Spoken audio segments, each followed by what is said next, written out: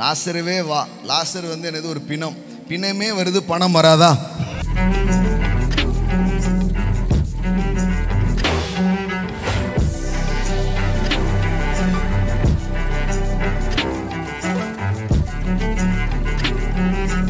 நான் நீதியின்படி அவனை எழுப்பினேன், அவன் வழிகளை எல்லாம் செவ்வைப்படுத்துவேன்.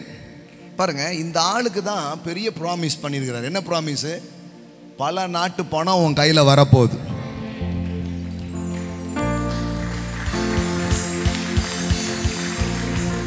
ஆமென். லாசருவே வா. லாசர் வந்து என்னது? ஒரு பிணம். பிணமே வருது, பணம் வராதா? ஆமென். என்ன சொல்லிட்டு இருக்கிறேன்? பல நாட்டு பணங்கள் யாருக்கு வரப்போகுது? கோரேசுக்கு வருன்றார் ஆண்டவர். அப்படி சொல்லும்போது ஏன் இவன் கையில் இவ்வளோ பெரிய வெல்த் வருது? யாரு கையிலையும் வராத வெல்த்து கோரேஸ் கையில் வருதுன்னா அதுக்கு ஒரு சாவி இருக்கு. என்ன சாவி தெரியுமா? நான் என் நீதியின்படி அவனை எழுப்பினேன், அவன் வழிகளை எல்லாம் செவ்வைப்படுத்துவேன், அவன் என் நகரத்தை கட்டி. ஆமென்,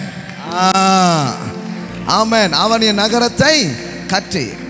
ஆமென். என் வேலையை அவன் செய்வான். அவன் என் நகரத்தை கட்டுவான். என் நகரத்தை அவன் கட்டுவான். என் நகரத்தை பில் பண்ணுவான். அவன் பில் பண்ணுறது மட்டும் இல்லை, சிறைப்பட்டு போன என்னுடையவர்களை கிரயம் இல்லாமலும் பரிதானம் இல்லாமலும் விடுதலையாக்குவான் என்று சேனைகளின் கர்த்தர் சொல்லுகிறார். அப்போ அவன் நோக்கம், நான் கடவுளுடைய ராஜ்யத்தை கட்டணும், ஜனங்களை விடுதலையாக்கணும்னு நினைக்கிறான். ஆண்டவர் பார்க்குறாரு, அப்போ காசு நிறைய செலவாகுமே.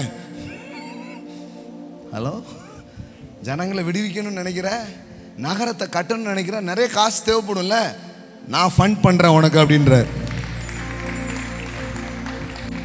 நீங்கள் என்னைக்கு உங்கள் மனசு மக்களுடைய நலனை நாடுகிறதோ, என்றைக்கு உங்கள் மனசு இன்னும் சிலருக்கு ஆசீர்வாதமாக நான் இருக்கணும் ஆண்டவரே நினைக்கிறீங்களோ, அன்னைக்கு ஆண்டவர் சொல்கிறாரு, எகிப்தின் லாபங்களும் எத்தியோப்பியாவின் வர்த்தக லாபங்களும் நெடிய மனிதராகிய சபையரின் லாபங்களும் தாண்டி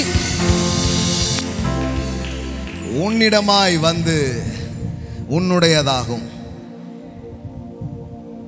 என்ன சொல்லுங்க? ஜனம்னா பணம் வந்துடும். நான் மட்டும் அப்படியே வந்துட்டு இருக்கேன் ஆண்டவர், ஒரு 100 பேரை கூட்டு வரணும் ஏதாவது பார்த்து அப்படின்னு சொல்லுங்க, வந்துடும். நான் மட்டும் வந்துட்டு இருக்கிறேன், எங்க ஏரியாவே வரணும் அப்படின்னீங்கன்னா அதுக்காகவே ஒரு செல்வம் திறக்கப்படும், அதுக்காகவே ஒரு வருமானம் உங்களுக்கு திறக்கப்படும், அதுக்காகவே ஒன்று உங்களுக்கு என்ன பண்ண ஆரம்பிக்கும்? உண்டாக ஆரம்பிக்கும். ஆமாம்.